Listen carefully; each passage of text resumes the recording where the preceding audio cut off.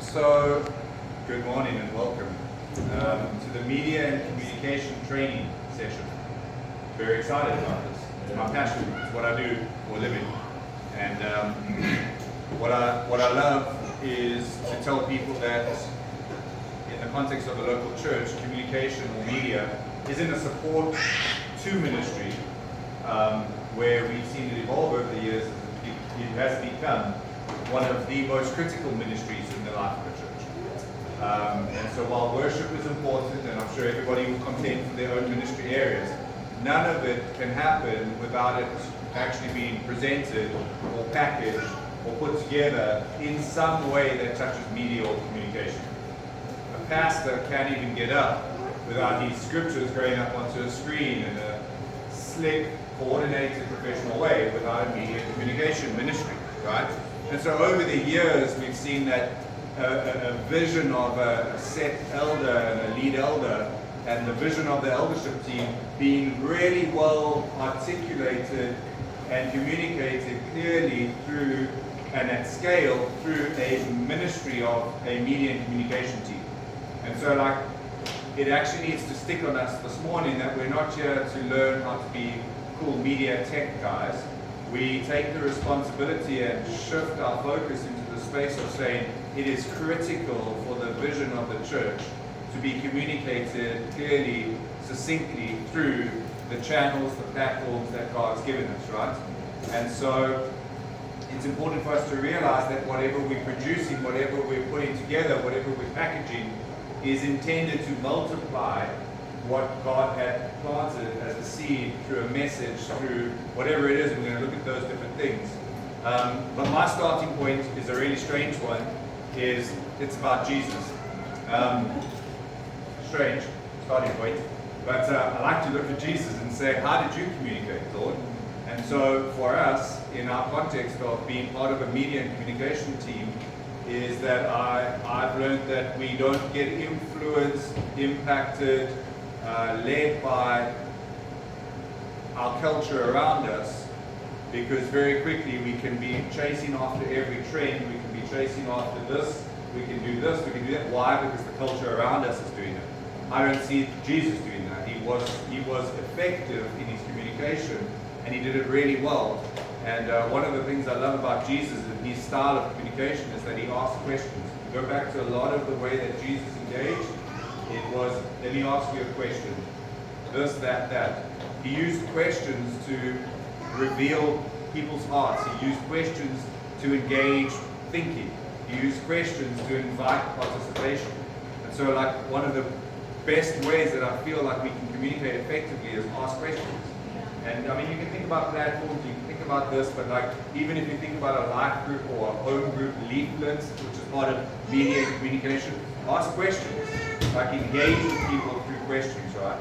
He often replied with a question rather than an answer, So why is that important from a media and communication point of view is that we don't just tell people about something. It's not a one-way conversation. We want to draw them in. So ask those questions. A big part of communication in the church and in ministry and the team that you might lead is asking the community around you, what do you think about this? What is God saying to you? Engagement rather than information. And I think that's also a shift that we have to kind of pivot around, is that we think that media and communication is about information, share this information. It's actually not. It's about engagement. We want to engage. We want to engage with people in the life of the church. And we can do it professionally, we can do it in whatever slick way, consistently, all those good things that we'll touch on now. But we want to say to ourselves, am I sharing information or am I causing engagement? Very important for us. The other thing, the second thing for me, is that Jesus always spoke the truth, obviously, right? And would we find ourselves in a position of maybe not speaking the truth? No, not necessarily. But what I mean by Jesus speaking the truth is that he was very clear, he was very direct, and he was unfiltered when needed. Okay? He didn't dilute the truth to be liked. And so as a media and a communications team, we've got to be careful of that, especially when we've got a bit of a wild card pastor or a couple of guys that are on the preaching team because that's the most vocal gift in the church, or prophetic or whatever it is, we want to kind of dilute the truth down. Well, no, Jesus never did that. And that's why it's principled around what Jesus used to do is he didn't like the truth to be diluted. He didn't need the truth to be diluted. He just spoke it. And so don't shy away from the truth being spoken in our context, right? Clarity is kindness to our people. When we can be clear in our communication about the truth of what's being spoken, it's kind. And say what matters when it matters, right? Don't hide behind vague, generic language. It's not going to hit anybody. It's not going to engage anybody. If we're talking more about how can we make this more generic, we've missed the point. Because God speaks truth through the local church, through its leaders, through teams, through ministry in a specific way. And we want that to be authentic. Or then we should just go and download on jesuschrist.com and go and download all the blueprints of a communications plan for June next year. You know, we don't want that. We want the truth. And the other thing about the truth is that it builds trust, especially through moments of, I'm covering a couple of things here, but through seasons of adjustment in the church, seasons of just different things happening in the life of the church. And I think that's where it becomes really important, is that the truth builds trust with our people. If they see that we're not vague about something or that we're not misrepresenting something, transitions happen in church. You know, it happens all the time. In leadership, in people's lives, people come, people go, and it's all part of life in the church. But truth is what matters. And does that mean we have to be detailed and unpack it? No. But we must ensure that the truth is spoken, because it builds trust. As a media communications team leader of our hub, I always come back to this thing of, that's not the truth. Like, I know we can't tell the full extent of the truth, but you're not even representing the situation. And I'm very strict about that. I'm like, we've got to tell the truth here. I mean, even if it just goes to our life group leaders or deacons, just let them know, you know? The third thing about Jesus' pattern of communication is that Jesus engaged with people personally. So not just the crowds, and we think mass, we think scale, and we think all of those things, but coming back to Jesus, we come back to the fact that he engaged with people personally. And so through the lens of that, I love to approach media and communications. How personal can we make this to people? It's really cool. Because all of a sudden, I'm identifying, I'm sorry bro, what is your name? I keep calling you the 14-year-old. Sorry? Gage. Gage. How do you spell that? G-A-G. G-A-G. So like Gage, right? I think of Gage and I think to myself, how is this personally going to engage Gage? That was so cool. How am I personally going to engage it? But then I switch that over and I say, right, for Darian, how does this personally engage with him? You know, and you think through those things. And so again, Jesus, other than the Sermon on the Mount, there weren't these massive monologues. It's just quick dialogue, just like conversations with each other. Like engage with me personally. I'm a person.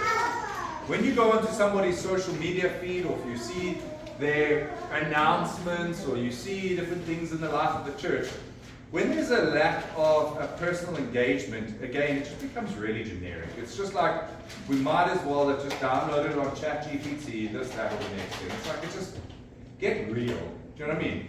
Get raw. Like, get 3 or 4 of the kids. We've got a big weekend coming up, the kids' ministry weekend. We take our cell phone out and we record 3 of them saying how excited they are about the weekend coming up. It's raw, it's real, but it's going to engage people personally. As opposed to this really over-polished graphic that says all the right things, sounds wonderful, and we really hope it's going to engage people. It's flat. It's got nothing to it. It's got to be personal, right? And social media is built on this platform of being seen and heard, but the kingdom is built on people, us as a media and communications team, pointing to him. And so we want to make sure that people don't just want to hear from us, and they don't just want to see stuff from us, but they want to see Jesus. Like, does that mean every post is about Jesus? I would err on the side of going, yeah, try it. He's quite good. He's not clickbait. We don't want to have clickbait Jesus. And we're not hashtagging Jesus, but he's good. He's good in every way. Like, it would be absolutely impossible for you to run out of good things to say about Jesus and to point to him. It's just impossible. And so, my team back at home, they get exhausted by this thing. But I'm the chief reminding officer that if anything goes out, we're reminding people of how good he is. Not how good the pastor is, not how good the program is, not how good the packaging is, Jesus. Right? And you can be exhausted, then leave the team, and you'll come back after a few years with other people in other ministries, and you hate kids' ministry, and one of the kids bit your arm, and you're back on comms, and guess what? We're still about Jesus. It's a wonderful thing. So, be personal, be relational, be human. The fourth thing around media and communication that I see in Jesus' kind of model of things is that he uses stories, and we know this, right? So the parables, that's why they're so easy to remember, are memorable, and they're relatable, and they're discoverable. And so we want to make things in the context of communications and content and media and stuff like that. Tell a story. Like, get a storyline. And if you're not a good storyteller, or you don't know how to think of a storyline, just go read the parables and think about like what Jesus is saying. There's like a beginning, there's a middle, and the end. And there's some people in the story, and then there's like certain things happen in the story. Like, just get a little bit of something to it. Do you know what I mean? Make a story. Stories really do help people come to a conclusion of what their expectation of what that thing is about. And it helps, it really helps. It brings different people in, and it also makes it applicable to other people and many other people. Like, it's not just like, you know, one type of communication. When you tell a story is only applicable to one type of person. The way that I see a story is going to relate to me differently to how it might to Darian. And so just make sure that that application of real moments, everyday language, we don't want to see like Jesus, like, you know, that's like standing on a street corner and you're talking loud and you just want to be seen, and you're using big words and language in your prayer that nobody can actually understand. It's a bit cheesy. Is that a real word? You know, yeah, we use that. It's like cheesy, you know. Blessed be thee to come to thee, and love on he and thee. And what are you talking about? Just use everyday language. Like, bro, gotta be there. Just be real. Like, don't be over the top. There's moments for the application of language in certain contexts when we're equipping people and there's perhaps leadership training and stuff like that. We can't be bubblegummy. You know what I mean? It's like, get serious when we need to get serious, but for the rest of it, be real. Just like, you know, yeah, be normal. Don't be weird. The fifth thing that I love about Jesus in the context of communication is that he knew when to be silent. And so not every response requires a response. And what I mean by that is that we can very quickly in the social media space come into this desperate desire to respond to everything. Not everything requires our response. Our silence is a response. And we've got to learn that. If you're responsible for social media accounts, not everything requires your response. Jesus simply chose sometimes not to engage. He just wasn't going to engage with it. And we learn that from him. It's one of the key takeaways that from a leadership point of view that I've learned about Jesus is that not everything deserves your response.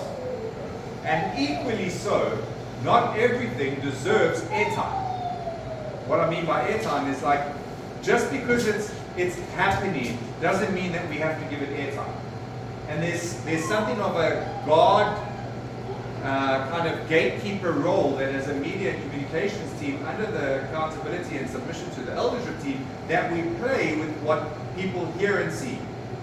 We the gatekeepers of what people see through our channels. And there's a spiritual responsibility behind that as well. And so you come back to this thing of seeing what Jesus did.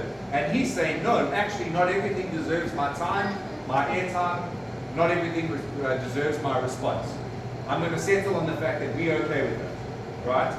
And if other people start, that's okay, it's cool. Like we've spoken about it, I've popped it to an elder, he says, not interested, I feel that, I'm gifted, I've been given the ability to hear the Spirit of God talk, and I'm just not going to respond. And that's okay. Be content with that. Not everything needs to be reacted to. So the big insight around Jesus' character of communication, kind of modeling off him, is that he didn't just use one method. And I want to say that is that he used discernment in context to ensure. You need me to hold it? I was getting you a water because you did this, but you have a water. Oh, thank you so much. I thought you wanted me to hold the baby. I'm like, this church is wild. I just preached for 30 minutes and now you want me to hold the baby. And I'm giving a training session. You literally walked over to me and like, I'm like, sure. That kid looks so cute, I'll hold it. Woo! I lost my train of thought. What Jesus? The big insight. Jesus doesn't use one method, right? He uses discernment to establish what method he's going to use in a moment to engage. And so what does that mean? Is that the person, the moment, the people, the audience that are watching are all things that you need to consider with discernment. It's a gift of discernment. So I'll literally sit with my hands on my screen and trust the Lord for discernment in how to communicate this effectively. In the right personality, in the right moment, in the right heart posture. Am I filtering it through my own heart?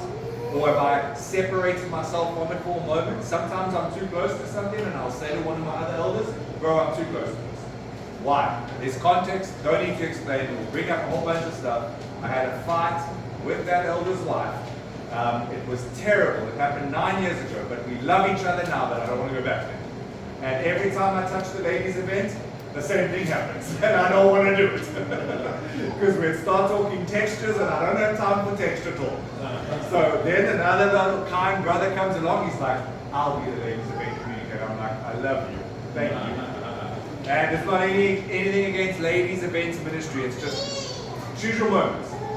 Based on what? Be discerning in your moments. Say, Lord, am I the best to communicate this? And Jesus communicated that way in a really effective way. So, I trust that helps because those, I'll show you my notes, but I mean those 5 things are things that Jesus did. And I think if you apply those 5 things over like a sweeping statement of your media communications, you'll win 100 battles instantly. Like you'll realize actually we don't have to go after a whole lot more than what we thought we had to go after. Then I want us to look quickly, if you can, at the role and the filters of a media and communications team. And so, just the framing of the importance of it is that, as I mentioned earlier, in growing churches, and I believe like for Life Church right now, the church I'm from, they are in a growing season right now, right? And it's very important that this is encouragement to the church, is that nothing of the value, the vision, the heart behind what we do gets left behind in the bloodstream of what the church is moving into. And it's important because the elders have oversight of that, but the elders aren't involved in the day-to-day media communication, right? And so you've got to be in a lot of conversations with the eldership. You've got to have lunches, you've got to catch heart. You've got to be reminded of past testimony. You've got a role to play. You've got a role to play because that's the modern day interpreter, modern day tablet writer of going, this is the bloodstream of our church. It's in who Jesus made us to be as this lampstand, and I need to communicate. It's not a technician. It's not a person that can put slides up on the screen. It's a translator of the vision of what Jesus is wanting for the church, in the church, through the church. It's critical, like really critical. Not to overinflate our importance here, but the communication of a media team is the bridge between the lead elder's vision, the eldership team's heart and tone, even so far as How you said that, would you mind saying that one more time for me? I'm not shy of that. I walk around with my phone and I'm like, say it one more time for me. That means that equals that. Okay, cool, I've got that. So it's not just we're heading in this direction. No, tell me in your tone of your heart. Like, I'm phoning you before this goes out on social media, or before we email it out or send a text out. One more time, your heart, got it. Like, and eventually you pick it up, surely, you know, I mean, trust God. But you don't want to be around for 5 years and you haven't caught the eldership team's heart. And that's, I mean, you work on it, like really take the time. And if you need more of the eldership team's time to pull from them the vision, the tone, the heart, it's on you. It's not on the eldership team. It's on you. It's on you to press it. It's on you to ask for that time. Because it's impossible for the eldership team to go around to each ministry going, you got our heart, you got our heart, you got our heart, you got our... It's impossible. That's not their job. Our job in the media and communications team space is to say, I think I caught 2/3 of it, I've recorded it, I'm going to go home, I'm going to pray about it, not overthink it, but I think I got it, then I'm going to phone him and I'm going to say, did you say it in this way? No, not actually. You've overemphasized this aspect. Okay, cool, I caught the tone. Very important, because 2 or 3 words can alter the direction that the eldership team actually felt that they wanted to go with something. Yeah. Literally 2 or 3 words. When you're recording things, I will only be present. I only permit things to be recorded if I'm present. As the hub leader of media and communications, I have to be present. Not because I'm a control freak, but because I'm the closest reference point on our eldership team to our collective eldership team's tone and heart. It's unfair on the deacons involved to represent that on an ongoing basis, because they're not close to the lion's kill as much as I am, right? But I'm training them to do that. So through them, I'm raising, them up into understanding it. Is that good? What do you mean by recording? Like, what do you mean? Like literally, if I'm having a discussion with my lead elder, casually, I just record. Yeah, but you don't allow your... Oh, sorry, the video record. Yes, so like if we're doing a video announcement or whatever it is, like, hey guys, just want to let you know we've got 11 sites across our city. Just to let you know, Maboneng and the South side, they're not going to be joining us for one Sunday. We're going to be doing... It's a big thing. Yeah, what do you mean they're not joining? That's what you're talking about. You make sure that you're a part of, of those things. Yeah, because it's like, why aren't they joining us? Yeah. It's got to be communicated correctly. Sure. Because eldership discussions have happened 3 weeks ago. We've moved on, right? And then the media team get a brief on Trello, and they're like, oh yeah, we're going to record this. Oh, shame, what happened? Oh, they won't be joining us. Okay, quickly pop up there. By the way, Maboneng and South won't be joining us. Hope to see you once. That it's like, what do you mean, guys? Well, how did that come out? It came out to wash the wrong way altogether. Like, just not cool. So it's important. Okay. Just the reiteration of this is clarifying vision, not just sharing information, creating alignment, and there's a massive coordination role between ministries. In fact, in my context, it's not just like, hey, there's the media and comms team. We play the most central role to it all. So we bring in the information from each of the ministries and we act as a central hub to most things. Because most things require packaging, communication, media, etc., etc. And not because we want to own it all, but because everything represents an expression of who we are. And so by Sunday morning, 8:30, as the prayer meeting starts, what's the background music? That's jungle beats from YouTube background free clips. What's going on, guys? Like, where did that come from?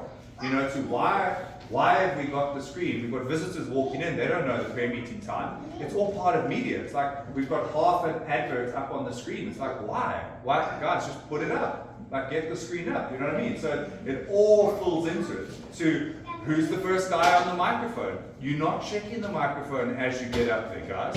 We're not doing mic checks at 9 o'clock when the service starts. These are basics, so I don't have to go into that. But it's that coordination role of everything.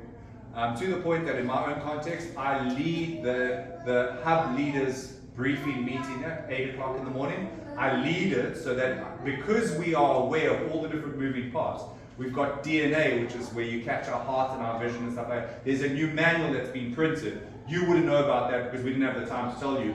but it's different color. Don't get confused. Same content. We just changed the front 2 pages. Like, it's just quick little moments like that. But that's media and comms. Like, nobody else knew about it. We get that opportunity to do that, you know? So, 5 key C's of communication that I've just developed as filters across kind of stuff that we do. If communication doesn't pass these C's, it just doesn't go out until we get it right. And I am quite like strict about it because I've been burnt and I've learned my lesson, and I've, as you can see, I can get carried away myself, never mind leading a team. John knows, I got to check myself. So the first one is context. The context of it is really important. What I mean by that is, what's the context of the church right now? Should we even be communicating it right now? Right? Because a lot comes at us. Timing matters more than the content that we're communicating. The timing of the context in the life of the church. Is it relevant? Is it too early? Is it too late? What are people currently carrying in the church? Is it going to be like, that's random? Like, just being really real with you, we have serious things that happen in the life of the church. We're aware of them. Something of a somber moment happening in the life of the church. We don't have to stay there. We don't have to be all somber. But I'm pulling back that weekend, the big weekend announcement of kiddies, because we had kids coming down the corridors and they've got flat. Just wrong Sunday, guys. We planned it. It's all good, but the context is wrong. Like, and that's my call. I'm like, I send my lead elder message. I'm like, just so that you're aware, I know we spoke about it at the elders meeting. We're not going to do it. It's like, didn't even ask me why. It's like, good call, thanks. It's just wrong moment. Like, read the room, you know? I'm speaking to myself. Thank you for your encouragement, but I'm reaching to myself. What's the broader moments in the church? So what is the season, what is the pressure, and what is the climate? And so bad timing kills really good communication. And so practically, just also making sure from a context point of view, avoid over-communicating things, like it gets a bit exhausting. There's a 3-month build-up, so 3 months looking ahead. 3 months I want to be there in the context of the life of the church. I want people to see 3 months. And then the 3 months builds up, but I'm sensitive to how we over-communicated it. And in our context, what we prefer, and it's just our own preference, but big rocks for the next 3 months, we prefer that an eldership couple announces that. Why? Because scripturally we see that the envisioning and the casting of vision comes from eldership.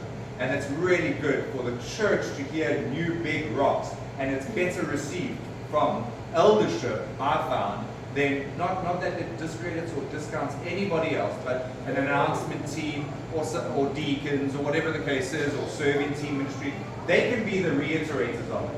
But when an eldership team gets up there, when our set guy gets up there, our lead elder gets up there, he's like, this is why we're doing it. I'm like, cool.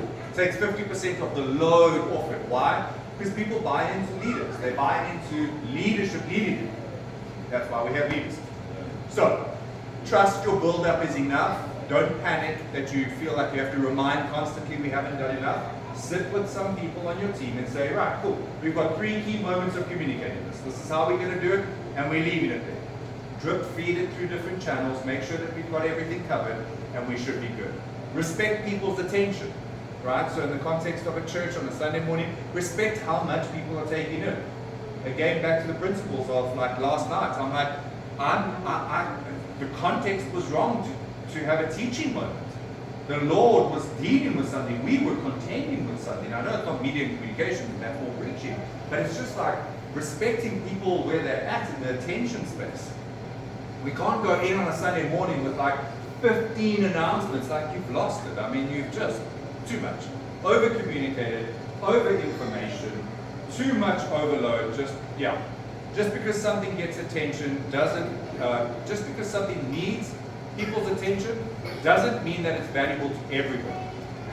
And we've got to realize that. Like, one of my principles is that if it's only relevant to, say, 30% of the church, it typically doesn't make it to the front. Right.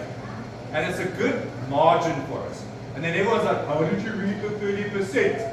I'm like, I just read it in my heart, in my head. Like, how many people are we hoping to get there because it's X, Y, and Z ministry?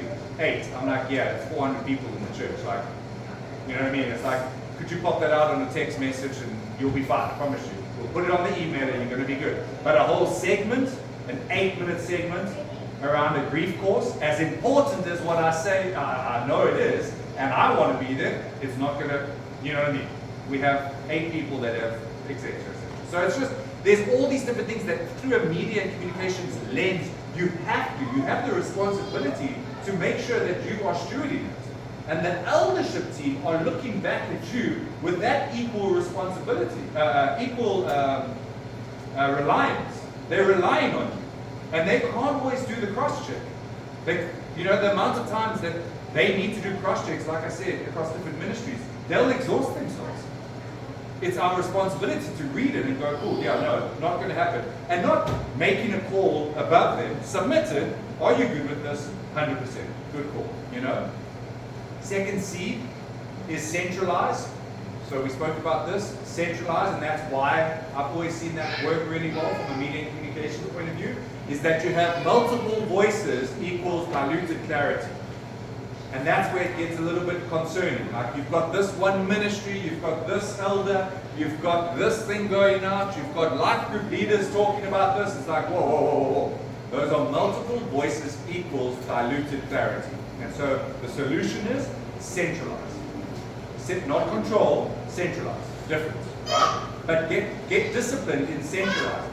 Get into meetings, and it's a labor of love, get into meetings where those details are being discussed, either on a quarterly basis or a monthly basis, and if you can push it as a labor of love, a weekly basis where you're at the point of the conversations happening. So that you know that those things are all needing to be done, but you've got the role of centralizing them. And then you decide, what is the primary channel going to be for it? What is our source of truth around it? What is our principle that we're putting out there? But you're playing a centralized role. One thing I say to the guys is that once you've established their understanding of centralizing everything, kids ministry, worship, everybody's things going on, right? Because everything matters to everybody. But when the church starts to see it coming from a central channel, there's more respect and attention given to it. As opposed to this, everybody saying something all the time. Even the eldership, right? And you're not there to govern the elder's voice, but you're there to say, could we, may I suggest, I'll give you 1,000 ways that I've learned to say it, to my fellow elders or my lead guy, is to say, is it okay if we just pull that out by a week and we just centralize it here? It's 9 times out of 10 not an issue, as opposed to everybody, oh guys, by the way, this, by the way, this text message. I mean, at some point, our poor people, our little sheepies, I mean, those little sheep you got last night were really tired. Yeah, it's just too much.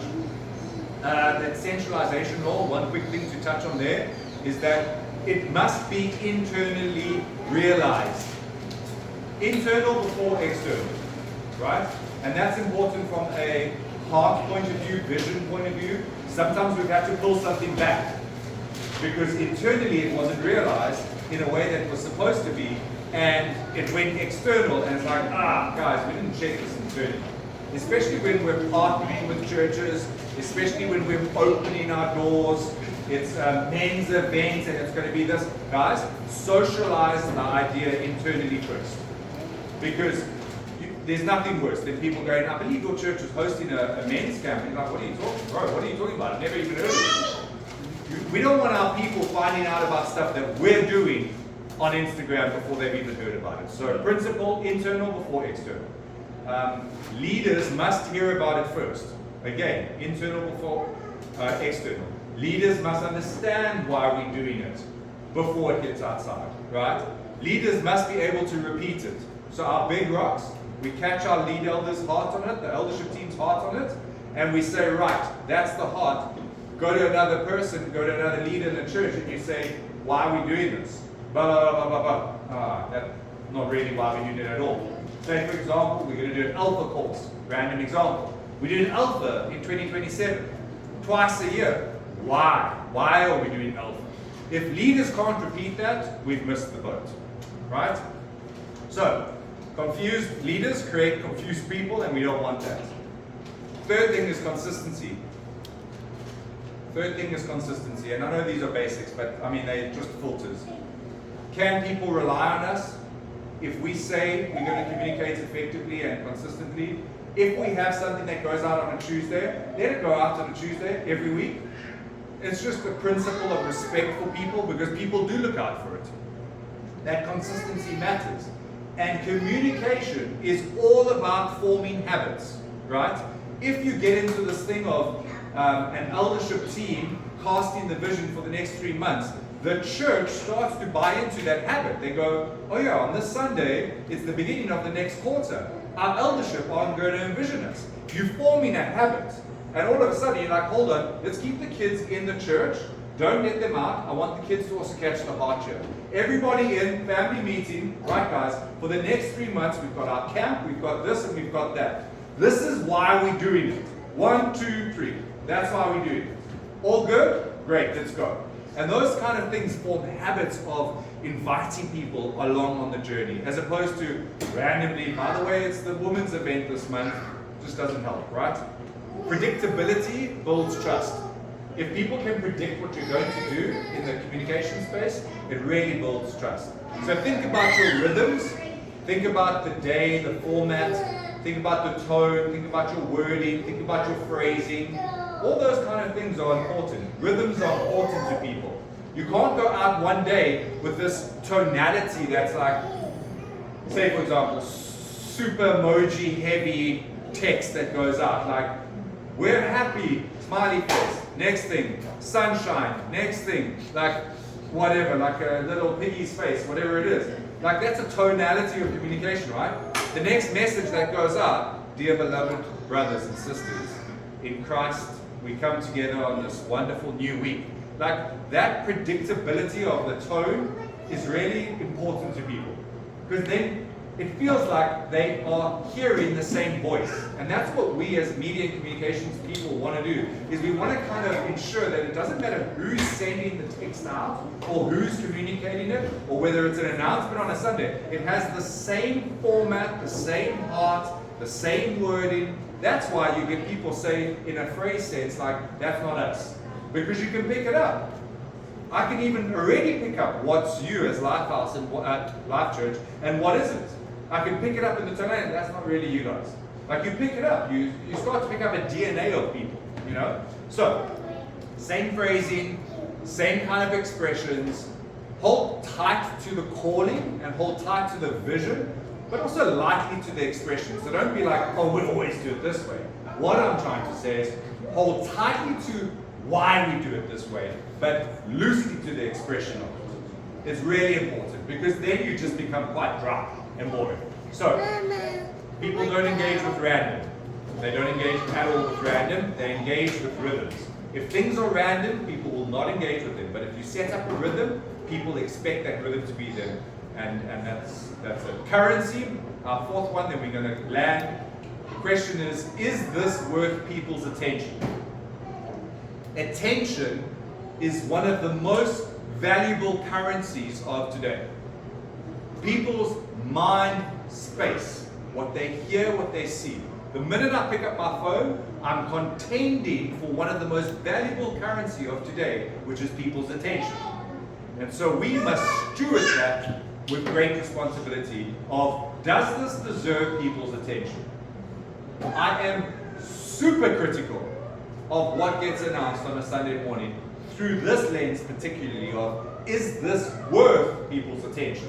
Because you've got to value in the space of communication and media the role that we play of protecting attention space. Like, I want this to land, so is it worth it or isn't it worth it? And we're the guardians of that airtime. We're the guardians of that. And not everything, like we said earlier, deserves airtime. Just like Jesus, not going to do that now. We will get to it, but it doesn't deserve it right now. And it becomes a little bit hard to be that guy or girl to make those calls, but somebody's got to do it. And again, it's not the elders' role. The elders have already cast the vision. They're like, guys, I hope you've got this media and communication hub. Go for it. All the best. It's your role to come back and say, sense checking with you, don't feel it's right. You know? Just just going to jump through here because we landing at 12, right? In 1 minute. So, fifth one, land there. I wish I had time for those little kind of ways that we can do it, but I can share my notes with you and then you can share them. Is obviously, if you can guess with me what my fifth lens would be, once I've got through all of those, you must think I'm really exhausted, is that it's Christ-centered. So again, does this actually point to Jesus? And not in a generic way. We're not building platforms, we're not building John's Instagram profile ability. We're pointing people to Jesus. We're forming disciples. We're pointing to Jesus in an authentic way. If Jesus isn't the center, the communication that we're putting out there is just noise. Even if it's funny, even if it's excellently done, but if you can just ensure that that final filter is like, you never know. You know, somebody's messaged me at 3 a.m. in the morning, and I take my personal Instagram profile quite seriously because of these filters. At 3 a.m. in the morning, right, with a knife in his hand, right, that he had come across scrolling on Instagram, looking for something to distract his mind from slicing his wrists. And he came across a post that I'd mentioned Jesus on, and he DM'd me at 3 o'clock in the morning. Randomly enough, I was in a different time zone. He said, "Hi brother, we've never met before, but what you said about Jesus right now, I think saved my life." He said, "Are you available?" I replied straight back. It just popped up on my phone. I said, "I can take your call right away." And to this day, the guys in our church, from a moment of realizing the importance of centralizing communication around Jesus, it's not just because it's the Jesus thing that we do. He is the thing that saves people. He is the only content that actually matters. And so we can say to ourselves, we've done it over and over, but don't move away from the truth that you've got to land it on forming people and forming disciples to come to know Christ. We're not there to attract crowds. I would rather have 40 followers on Instagram that know that we point them to Jesus than 2,000 followers. Because those 40 people, we are discipling you to become better disciples of Jesus. That's the point. Or we're just putting information out there, and that anybody can do. Then go hire a social media communication agency. Go do it, pay them a retainer, and they'll do a great job. But if you're really serious about your role as a person on the media and communications team, is you come back to this fundamental, unshakable, repetitive truth that Jesus Christ saves. That's why we do what we do. And so we don't measure our communication by how many likes we get. We measure it by people's response to Christ moving in their lives. And there's ways, I just didn't get to those, but there are ways that you can measure it of how well, I asked my team, how well did we do this quarter in pointing people to Him? Tell me how. Tell me how. I want to hear how. I'm not challenging us, I'm asking, how well did we do to point to Him? And if we don't have enough evidence of it, we're not doing our jobs. And that's in every area of ministry, in collaboration and in conjunction and running alongside the eldership team. And we can be vulnerable enough to the elders to say, guys, we don't feel this points to Christ enough. It's just something that it's burning in my heart, like it's a principle for us. We're about Jesus being made known. I don't see that anywhere. This just looks like a really good event to attend. Do you know what I mean? So I have to land, and that's it. And I love you. And thank you for joining the Media and Communications class. You're a wonderful bunch of students. Thank you. Thank you.